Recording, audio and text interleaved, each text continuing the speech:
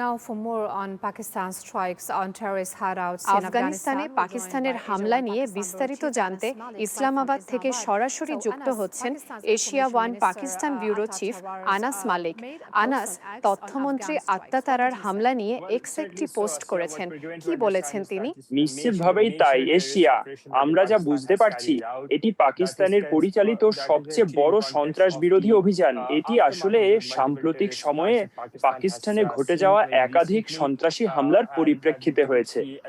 এর মধ্যে রয়েছে খাইবার পাখতুনখোয়া, বেলুচিস্তান এবং সিন্ধুতে, বিশেষ করে করাচিতে পাকিস্তান রেঞ্জার্সের ওপর হামলা। এখন পাকিস্তান প্রতিশোধ হিসাবে মূলত স্থল অভিযান পরিচালনা করেছে এবং পাকিস্তান আফগানিস্তান সীমান্তের বাজাউর এলাকায়, এবং অবশ্যই এর পরেই আফগান ভূখণ্ডের গভীরে নির্ভুলভাবে পরিকল্পিত বিমান হামলা চালানো হয়েছে।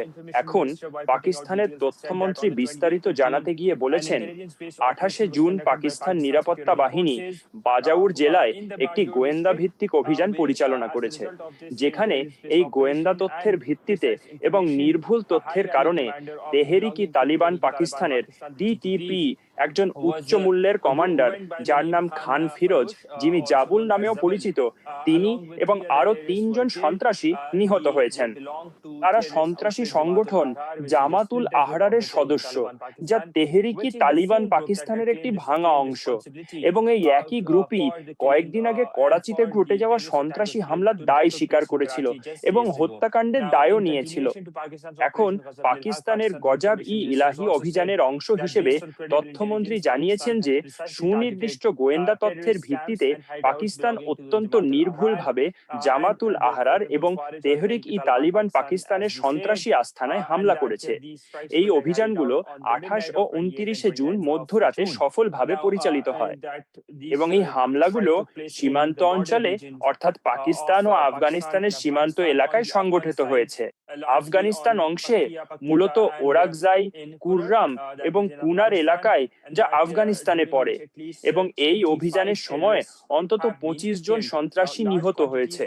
এখন এই কেন্দ্র, মাদ্রাসা ও আস্তানাগুলোতে সংরক্ষিত বিপুল পরিমাণ অস্ত্র ও গোলাবারুদও ধ্বংস করা হয়েছে। পাকিস্তান বলেছে তারা এই অঞ্চলে শান্তি ও স্থিতিশীলতার জন্য চেষ্টা চালিয়ে যাবে, তবে একই সঙ্গে জাতীয় নিরাপত্তার প্রশ্নে কোনো আপোষ করবে না। এটা কেন গুরুত্বপূর্ণ? এর কারণ হলো, সম্প্রতি আমরা দেশে একের পর এক হামলার ঘটনা দেখেছি এবং এই হামলার ঢেউয়ের ফলে নানা পরিণতি হয়েছে। পাকিস্তান গত বছরের অক্টোবর মাস থেকে তাদের প্রতিবেশী দেশ আফগানিস্তান ভিত্তিক সশস্ত্র সন্ত্রাসীদের বিরুদ্ধে অত্যন্ত কঠোর ও ব্যাপক ভিত্তিক সন্ত্রাস বিরোধী অভিযান নিরবিচ্ছিন্নভাবে চালিয়ে আসছে। গত বছর তুরস্ক ও কাতারের হস্তক্ষেপের পর এই অভিযান কিছুটা থেমে গিয়েছিল, কিন্তু পরে ফেব্রুয়ারির দিকে আবার শুরু হয়। এবছর মার্চে যে যুদ্ধবিরতি হয়েছিল, তারপর থেকে আবার অভিযান শুরু হয়েছে এবং তখন থেকেই তা অব্যাহত রয়েছে। জি। তাহলে আনাস, আফগানিস্তান কি পাকিস্তানের দাবির জবাব দিয়েছে? জি, আফগান পক্ষ আসলেই পাকিস্তানের দাবি এবং পাকিস্তানের বিমান হামলার জবাব দিয়েছে। তারা বলেছে এবং অভিযোগ করেছে তারা সন্ত্রাসী লক্ষ্যবস্তু ছিল না, তবে এটা আমরা বারবার দেখেছি আফগান পক্ষ এ ধরনের কথা বলে এবং অভিযোগ তোলে। তবে অবশ্যই পাকিস্তান তাদের পক্ষ থেকে প্রমাণ উপস্থাপন করে স্পষ্টভাবে আফগান পক্ষের দাবির বিপরীতে। তাই এই প্রেক্ষাপটে আমার মনে হয় ইসলামাবাদ যা বলেছে তা বেশ বিশ্বাসযোগ্য এবং একেবারে সঠিক জায়গায় আঘাত করেছে। এশিয়া। তাহলে আনাস, আফগানিস্তানে বর্তমানে চলমান সামরিক অভিযানের প্রধান উদ্দেশ্যগুলো আসলে কি? মূল উদ্দেশ্যটা খুবই স্পষ্ট এবং সহজ: পাকিস্তানের মাটি থেকে সন্ত্রাসবাদের হুমকি নির্মূল করা এবং যে কোনো সম্ভাব্য হুমকি সময়ের আগেই প্রতিরোধমূলক ব্যবস্থা হিসাবে নিরসন করা। জাতিসংঘ সনদের 51 অনুচ্ছেদ অনুযায়ী আত্মরক্ষার অধিকার নিশ্চিত করা হয়েছে।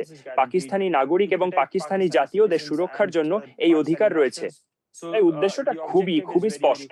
15ই অক্টোবর থেকে, যখন থেকে পাকিস্তান আফগানিস্তানের ভেতরে সন্ত্রাসীদের আস্তানা লক্ষ্য করে অভিযান চালাচ্ছে, তখন থেকে সন্ত্রাসী ঘটনার সংখ্যা কমেছে। তবে এটা সরাসরি পাকিস্তানের চালানো বা না চালানো হামলার সাথে সম্পর্কিত। যদি এই হামলাগুলোতে কোনো বিরতি বা থেমে যাওয়া দেখা যায়, অর্থাৎ পাকিস্তান আফগানিস্তানের গভীরে অভিযান বন্ধ করে দেয়, তাহলে পাকিস্তানের ভেতরে সন্ত্রাসী ঘটনার সংখ্যা আবার বেড়ে যায়। তবে এটা আসলে গাজর লাঠির নীতির মতো নয়, এটা শুধু হতে হবে। আমরা দেখেছি কাঙ্ক্ষিত লক্ষ্য অর্জনের জন্য একটি কাইনেটিক অপারেশন অর্থাৎ শক্তি প্রয়োগের কৌশল অনেক বেশি কার্যকর, বাস্তবসম্মত এবং কাজের উপযোগী প্রমাণিত হয়েছে। এবং পাকিস্তান এখনো একই পথে রয়েছে, সন্ত্রাসবাদ নির্মূলের চেষ্টায়, যে সন্ত্রাসবাদ আফগান মাটি থেকে উৎপন্ন হচ্ছে। এবং পাকিস্তানের জাতীয় নিরাপত্তা ও পাকিস্তানি নাগরিকদের জন্য হুমকি হয়ে আছে। এশিয়া।